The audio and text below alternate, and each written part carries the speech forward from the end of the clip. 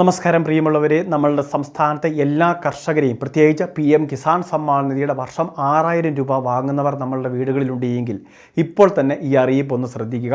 June മാസത്തിൽ അടുത്ത instalment, അതായത് PM കിസാൻ സമ്മാൻ നിധിയുടെ അടുത്ത ഗഡു ഉൾപ്പെടെയുള്ള കാര്യങ്ങൾ ഉണ്ടാകുമെന്നുള്ള റിപ്പോർട്ടുകൾ ഉൾപ്പെടെ വന്നു കഴിഞ്ഞു. PM കിസാൻ സമ്മാൻ നിധി ധനസഹായം സാധാരണഗതിയിൽ 4 മാസ ഇടവേളകളിലാണ് വിതരണം ചെയ്യുന്നത്. പ്രത്യേകിച്ച് ഈ 4 മാസ കാലയളവിൽ 3-ാം മാസത്തിലാണ് നമ്മളുടെ ബാങ്ക് അക്കൗണ്ടിലേക്ക് ധനസഹായം എത്തുന്നത്.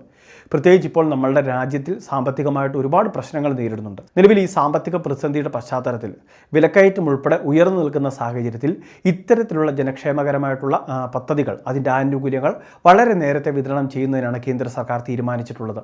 അപ്പോൾ ഈ ആനുകൂല്യം ജൂൺ മാസത്തിലാണ് നമ്മളുടെ അക്കൗണ്ടിലേക്ക് ക്രെഡിറ്റ് ആവുക. അതിൻ്റെ തീയതികൾ ഉൾപ്പെടെ വരാനുണ്ട്.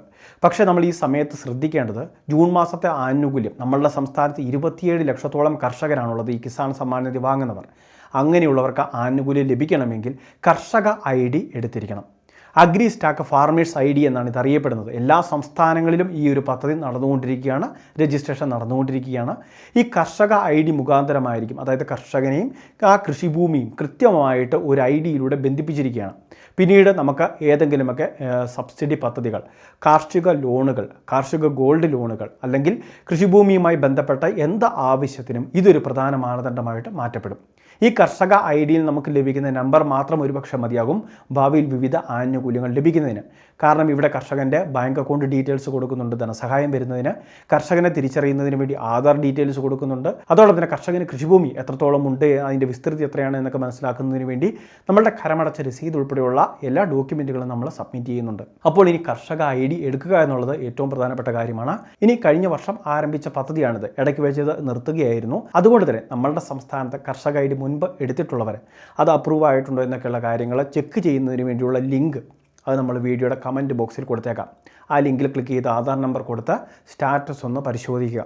ഇനി ഇതുവരെ കർഷക ID എടുക്കാത്തവർ കോമൺ സർവീസ് സെൻ്ററിലോ അക്ഷയ കേന്ദ്രങ്ങളിലോ പോയി ഈ കർഷക ID ജനറേറ്റ് ചെയ്യണം. ഇതിനുവേണ്ടി നമ്മൾ കൊണ്ടുപോകേണ്ട രേഖകൾ കർഷകൻ്റെ ആധാർ കാർഡ്, ആധാറുമായി ലിങ്ക് ചെയ്തിരിക്കുന്ന മൊബൈൽ, അതോടൊപ്പം തന്നെ സ്ഥലത്തിൻ്റെ കരമടച്ച രസീത്, ബാങ്ക് പാസ്ബുക്കിൻ്റെ പകർപ്പ്, അതോടൊപ്പം തന്നെ നമ്മളുടെ റേഷൻ കാർഡ്. ഈ രേഖകളുമായിട്ട് എത്തിച്ചേർന്ന് ഈ കർഷക ID എടുക്കുന്നതിന് വേണ്ടി എല്ലാ കർഷകരും ശ്രദ്ധിക്കേണ്ടതാണ്. ഇനി PM കിസാൻ സമ്മാൻ നിധി ആനുകൂല്യം ലഭിക്കാത്തവരുണ്ടെങ്കിൽ, അതായത് 2018 ശേഷം കൃഷിഭൂമി വാങ്ങിയവരൊക്കെ ആണെങ്കിൽ അങ്ങനെയുള്ളവരും ഈ കർഷക ID എടുക്കേണ്ടതാണ്. എല്ലാ കർഷകരെയും ബാധിക്കുന്ന പ്രധാനപ്പെട്ട കാര്യം തന്നെയാണിത്. എത്രയും വേഗം ഓൺലൈൻ സർവീസ് സെൻ്ററുകൾ വഴി ഈ കർഷക ID എടുക്കുക. ഇത് നിർബന്ധമാണ് എന്നൊരു കാര്യം എല്ലാവരും ശ്രദ്ധിക്കുകയും വേണം. ഇപ്പോൾ ഇത് നമ്മൾ അവഗണിച്ചു കഴിഞ്ഞാൽ കർഷക IDയിൽ ഇല്ലാത്തത് മൂലം പല ആനുകൂല്യങ്ങളും നമുക്ക് ഇല്ലാതായേക്കാം. പ്രത്യേകിച്ച് കിസാൻ സമ്മാൻ നിധി, KCC ലോൺ, 4% വാർഷിക പലിശയിൽ ലഭിക്കുന്ന KCC ലോണ്, ഇങ്ങനെയുള്ള പല ആനുകൂല്യങ്ങൾക്കും തടസ്സമുണ്ടായേക്കാം. എല്ലാ കർഷകരും ഇതൊരു പ്രധാന അറിയിപ്പായിട്ട് സ്വീകരിക്കുക. നിങ്ങളുടെ സുഹൃത്തുക്കളിലേക്കും ഗ്രൂപ്പുകളിലേക്കും അറിയിപ്പ് ഷെയർ ചെയ്ത് എത്തിക്കുക. ഇനി കർഷക ID എടുത്തവർക്ക് നമ്മൾ മുൻപ് പറഞ്ഞ പോലെ ലിങ്ക് കമൻറ്റ് ബോക്സിൽ കൊടുത്തേക്കാം. പ്രധാനപ്പെട്ട അറിയിപ്പ്, ഇതുപോലുള്ള അറിയിപ്പുകൾക്ക് ചാനൽ സബ്സ്ക്രൈബ് ചെയ്യുക, ഫോളോ ചെയ്യുക.